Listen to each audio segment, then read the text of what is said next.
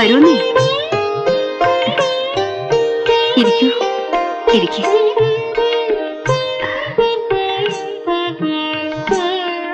നിങ്ങൾ സംസാരിച്ചിരിക്കൂ, ഞാനിത്തിരി കാപ്പി എടുക്കാം. വാ.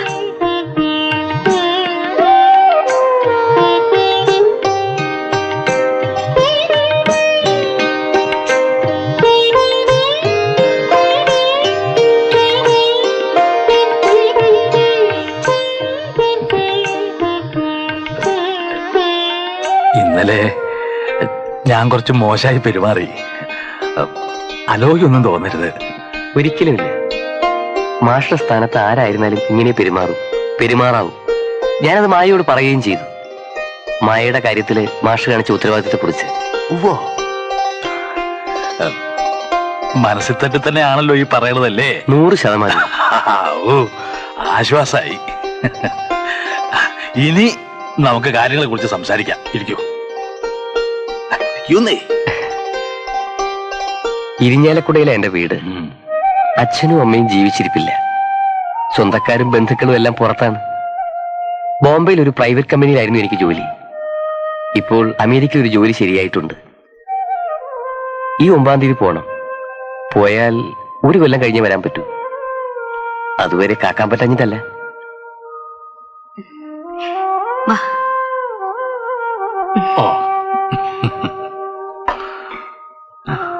ഇതുവരെ കാത്തില്ലേ? അതല്ല, മായയുടെ അച്ഛന്റെ സ്വഭാവം മാഷക്കറിയാലോ. അറിയാമോന്നോ? നല്ല കാര്യായി. എന്തെങ്കിലും ഒരു ഉറപ്പില്ലാതെ എങ്ങനെയാ ഞാൻ മായ ഇവിടെ ആക്കിയിട്ട് പോവുക? പോയാൽ ഇവൾക്ക് എന്താ ഒരു സമാധാനം ഉണ്ടാവുക? ഉറപ്പെന്ന് പറഞ്ഞാൽ കല്യാണം തന്നെ. അല്ലാണ്ട് ഇക്കാര്യത്ത് വേറെന്താ ഉറപ്പ്?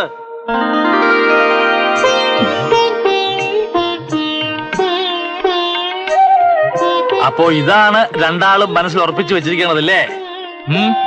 അതെ. അച്ഛൻ തിരുമേനി സമ്മതിക്കാൻ വഴിയില്ല. സമ്മതിക്കണം. ഇല്ലാച്ച സമ്മതിപ്പിക്കണം. അക്കാര്യം ഞാൻ ഏറ്റു. എങ്ങനെയാണെന്ന് വെച്ചിട്ടാ? എങ്ങനെ ടീച്ചറെ, ഇത് നിങ്ങൾ പെണ്ണുങ്ങൾക്ക് ഒരു പിടിപാടും ഇല്ലാത്ത കാര്യ. ഇതൊക്കെ ആണുങ്ങൾ കൈകാര്യം ചെയ്യേണ്ട വിഷയ അല്ലേ? മായമ്മയും കൂട്ടി നാളെ തന്നെ ഞാൻ ഇല്ലത്തേക്ക് പുറപ്പെടുന്നു. തടസ്സം പറയണ്ട, വരണു. കാര്യങ്ങളൊക്കെ വിശദമായിട്ട് ഞാൻ നമ്പൂരിയെ പറഞ്ഞ് ബോധ്യപ്പെടുത്തിക്കോളാം. ബന്ധപ്പെട്ടവർ അറിയാണ്ട് ചെയ്യാനുള്ള കാര്യങ്ങളല്ല ഇതൊന്നും. അല്ല, എന്നാലും ഒരെന്നാലും ഇല്ല. നേരെ എന്ന് പറയേണ്ട പോലെ പറഞ്ഞാൽ ആർക്കും മനസ്സിലാവും. ഇല്ലെങ്കിൽ മനസ്സിലാക്കി കൊടുക്കും. ഇതും പറഞ്ഞോണ്ട് ഈ പരിഹാരം വരാൻ തനിക്ക് എങ്ങനെയാണ് ധൈര്യം വന്നത്? താൻ എന്താണോ വിചാരിച്ചതിനെ കുറിച്ച്? കേൾക്കുമ്പോ ആർക്കായാലും വിഷമം തോന്നും. പക്ഷെ ദേഷ്യപ്പെടുകയല്ല വേണ്ടത്. കാര്യങ്ങൾ ഏതായാലും ഇത്രത്തോളം എത്തി. ബുദ്ധിപൂർവ്വം ആലോചിച്ച് ഒരു തീരുമാനം എടുക്കുക വേണ്ടത്. ഞാൻ പറയണ എന്താന്ന് വെച്ചാൽ, എന്തൊക്കെ വിശേഷാൽ ഉപദേശിച്ചു തന്നിട്ട് വേണ്ടോ കണ്ണാന്തി മനക്കലെ ഭദ്രൻ നമ്പൂരിക്ക് ബുദ്ധി ഉണ്ടാവാൻ? ഒരുമ്പട്ടോളെ, നീ ഇത്രയ്ക്കായില്ലേടി? അവള് മധ്യസ്ഥനെ കൊണ്ടുവന്നിരിക്കുന്നു.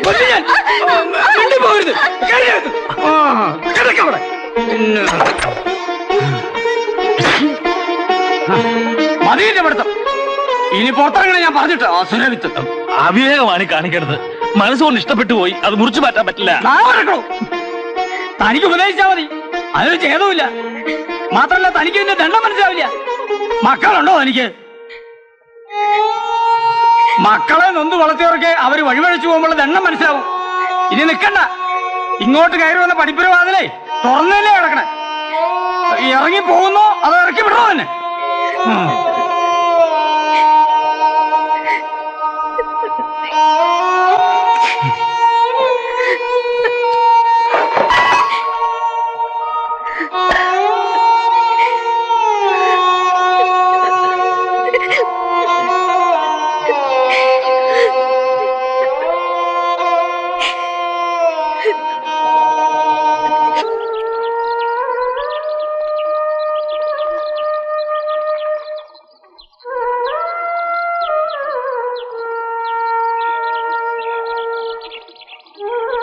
എന്തേ?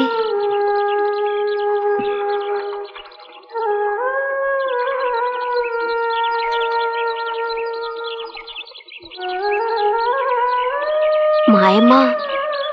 ആ നമ്പൂരി ദുഷ്ടൻ മായമ്മയെ പിടിച്ചകത്തിട്ട് കഥകടച്ചു.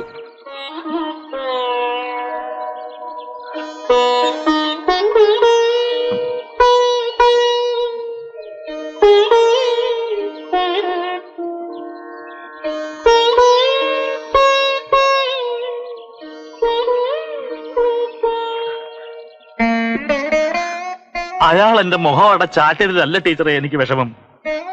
നമുക്ക് കുട്ടികളില്ലാന്ന്, അവരെ നൊന്ത് വളർത്തിയിട്ടില്ലാന്ന്.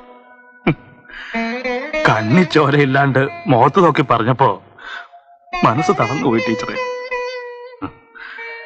കാര്യം അയാളുടെ കുട്ടിയായിരിക്കും, വളർന്നതും അയാളുടെ ഇല്ലത്തായിരിക്കും. പക്ഷെ മായമ്മയ്ക്ക് ഒരച്ഛന്റെ അമ്മയുടെ സ്നേഹം കൊടുത്തത് നമ്മളാ, അല്ലേ ടീച്ചറെ?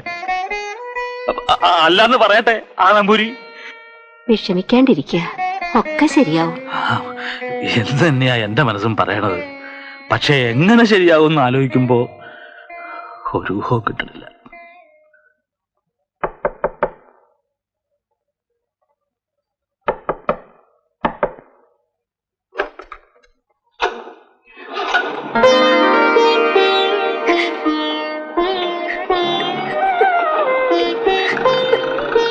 ഇതെങ്ങനെ? രവിയേട്ടൻ വൈകിട്ട് വന്നു. അടുത്ത വീട്ടിലെ കുട്ടിയുടെ കയ്യില് ഒരു കത്ത് കൊടുത്തു വിട്ടു. അച്ഛൻ കാണാണ്ട് പടക്കിനിയുടെ പിന്നാമ്പുറത്തോടെ രാത്രിയിൽ ഇറങ്ങി പോരാണ്ടായ.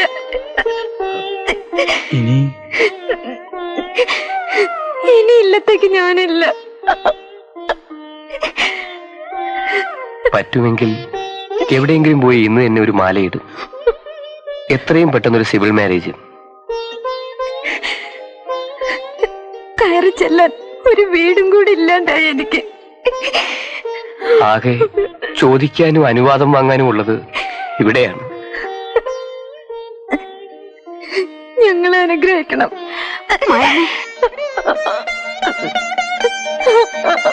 ഇല്ലത്തെ കയറി ചെല്ലാൻ പറ്റാണ്ടുള്ളൂ മയമേ. ഈ വീടുണ്ട്, ടീച്ചറും ഞാനും ഉണ്ട്. ഞങ്ങൾ നടത്തിത്തരും. മുന്നിൽ നിന്ന്, അച്ഛന്റെ അമ്മയുടെ സ്ഥാനത്ത് നിന്ന്.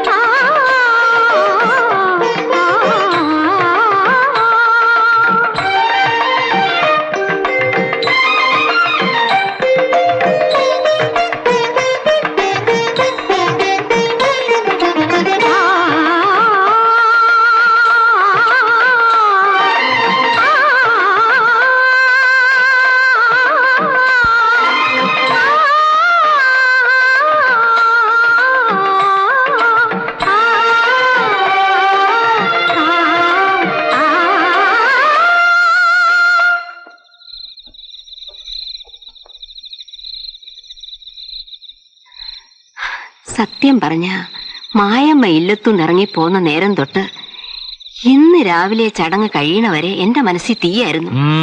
ആ അച്ഛൻ തിരുമേനി ഏത് സമയത്താ വഴക്കിനും ബഹളത്തിനും കയറി വരിക? ആര്? ആ ശകുനം മുടക്കിയോ? മരങ്ങോടൻ. ഒഴിഞ്ഞു കിട്ടിയത് ലാഭമായി എന്ന് കരുതും അയാള്. ഞാൻ അന്വേഷിപ്പിച്ചു. കുട്ടി ഇറങ്ങിപ്പോന്നതിന്റെ പിറ്റേന്ന് പടിയടച്ച് പിണ്ണം വെച്ചു അത്ര അയാള്. അയാൾക്കിനി അങ്ങനൊരു മോളില്ലാന്ന്. ദുഷ്ടൻ. ഇങ്ങനൊരു അച്ഛൻ ഇല്ലാണ്ടിരിക്കുക തന്നെയാ ഭേദം. ഏതായാലും കല്യാണം കഴിഞ്ഞല്ലോ, ഇനി എന്തു വന്നാലും സമാധാനമുണ്ട്.